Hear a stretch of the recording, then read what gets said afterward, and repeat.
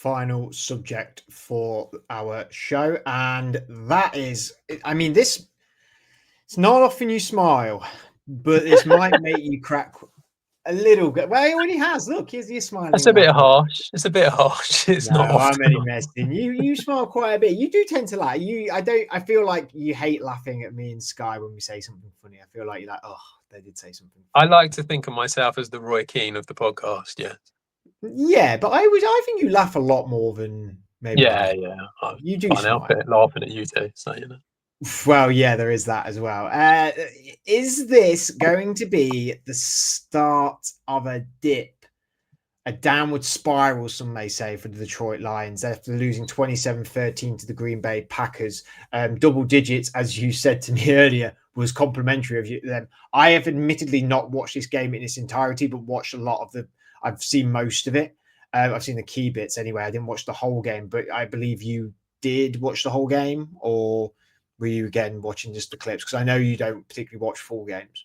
yeah, I had Red Zone on for most of it, but I did watch. I did turn it over and watch a bit of this instead of Red Zone. So yeah, I did see quite a bit.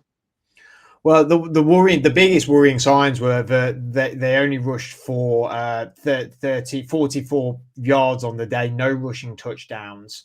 Their offense, Jared Goff 31-39, 225 yards, a touchdown, interception, 4 sacks. Sam Laporte on 79 yards on the day. When you read stats like that, people are always like, yeah, well, that sounds like a good offense. No, that sounds like an offense that was trying to claw back. That doesn't sound like an offense that was in the game. The stats are a lot more evenly distributed when teams are in games. The throwing the yards at the throw yards, the attempts, they become so much more bloated when you are chasing a game. You know, you look on the flip side of it, 16 for 22 for Jordan Love, 188 yards, 2 touchdowns. Lions last year, best offense in the league, 2nd in yards, 4th in passing touchdowns, 6th in rushing yards, 3rd in rushing touchdowns. Both coordinators went over the summer. Ben Johnson, the offensive coordinator to Chicago Bears, and Aaron Glenn, the defensive coordinator to New York Jets. Is this a little bit of a coming down to earth season for this Detroit Lions team? I think it probably will be. We all kind of said that they were going to drop off, didn't we? Not like an insane amount, but the idea of 15 wins was going to be tough. And sort of around that mark, it was always going to be difficult for them to get up to them heights again. So I think what you're seeing here is you're seeing a team that has basically lost both of its coordinators. Certainly, when it comes to the run game, the offensive coordinator being a big loss. And also, I think a few guys from the O-line have gone, haven't they? So, am I right? Kevin Zeitler's gone, hasn't he? And is it Frank Ragnar? Kevin Zeitler and Frank Ragnar retired, I believe. Yeah. And I think that because the other thing I would say is that, Goff got sacked 4 times in this game. And I do think that's also Goff is another one of these quarterbacks who he just there is not much of a rushing game from him. It is very much like he is the pocket passer, and you need to have a really good O-line in order to be able to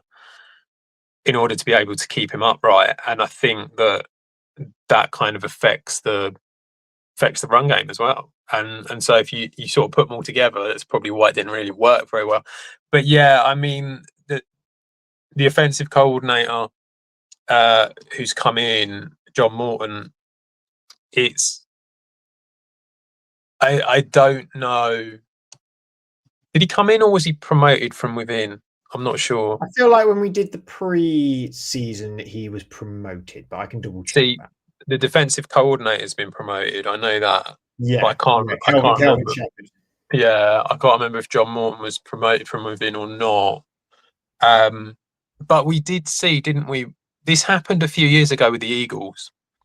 They lost both of their coordinators, and the people that they brought in or that they promoted from within it just didn't work the same. And then they got rid. Sorry to interrupt. He was at the Broncos. He was the pass game coordinator Right. Okay. 2024, and then came in 2025 to Yeah. Has come in this season. So it's when you lose both your coordinators, it's very difficult to sort of like be able to keep the run going and keep it going as you were the year before. So I feel that there's reasons behind this, and that it's not like it's just going to be difficult for them to be able to. They've got to somehow change it so that they can get back to that run game and how, because that's the vital thing. They need to improve that O line. They need to get better on the O line, and then if they can do that, then they can get back to having a really good run game. But I think it's going to be tough. It's tough when you've lost so much, that quality that you had with Ragnow and Zila.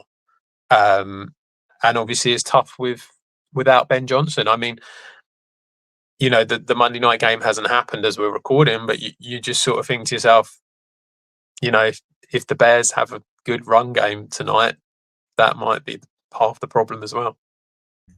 I would definitely say that their run game lost a bit of zip yesterday, and that is not down to. I mean, everyone preseason wise within the fantasy world, like Jahmyr Gibbs is going to be the number one. And I was like, well, no, he's not. He was very good at the back end when Dave Montgomery was injured, but Montgomery and him are, they are Sonic and Knuckles. They are Thunder and Lightning. That is their game, and I think that's how the Lions want to play them. I would say, when they were throwing, when Goff was forced to throw more to claw back the game, they still look, Amon-Ra still a stud. Sam Laporta stood. Jameson Williams just got extended the other day, a really good player as well. But yeah, when you look on their O-line, I mean, Taylor Decker's one of the best left tackles out there. Penei Sewell, the best right tackle in the league. Maybe one of the best defensive linemen in general in the league.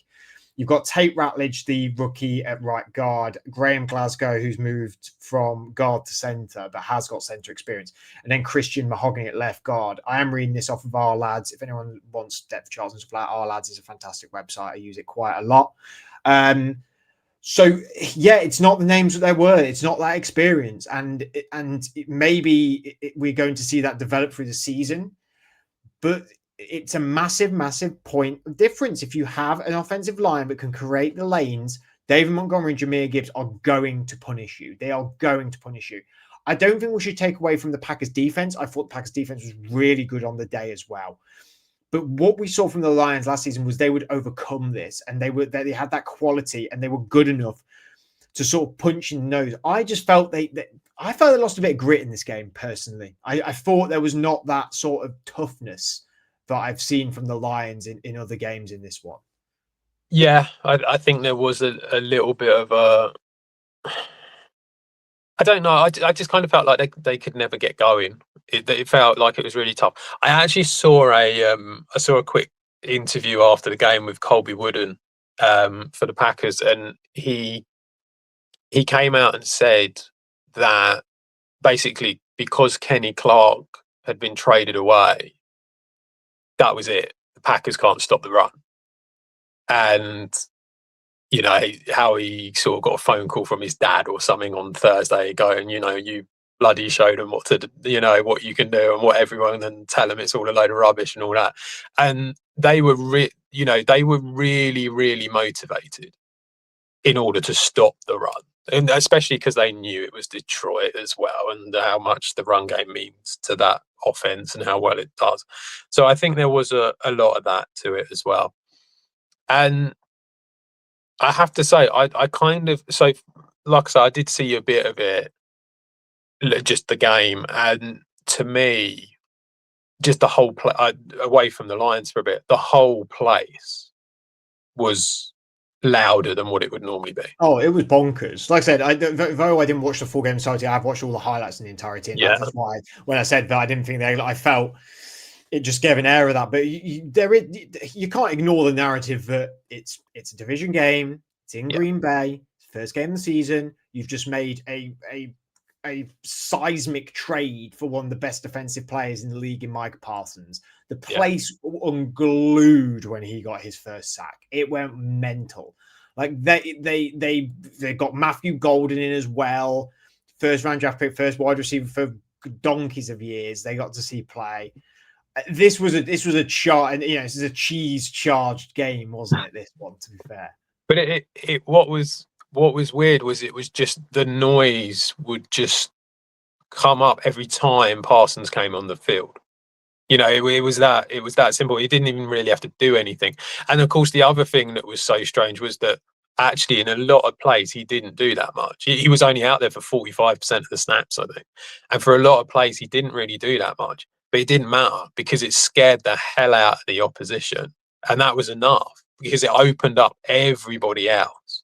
And it's like, and I think that's kind of the issue, I think, as well. So it kind of like all of a sudden, they had to double team him, which then meant that the Packers had more guys protecting the run, sort of thing, and were able to stop Gibbs and Montgomery when it came to that. So I think that was half the issue as well. I think you're going to find that with the Lions and the run game, they will get it going again. It's not like it's not going to happen. They will get back to being a good run team. I just think it's, as we said at the before the season started, it's just they're not a 15-win team this year. I just don't think they will be. They're going to be more like a 12-win team. And I think that instead of being this really top high-end run attack, they're just going to be a little bit off of that. But they're still going to be very good. And so I think you'll find that they'll be all right. It's just, and like I say, they were up against a highly motivated defense that wanted to make a point about stopping the run. Wow, a Green Bay fan saying that the Detroit Lions are going to be just all right. They're going to be all right. I mean, you never thought you'd hear the day, would you? But today's that day. There you go.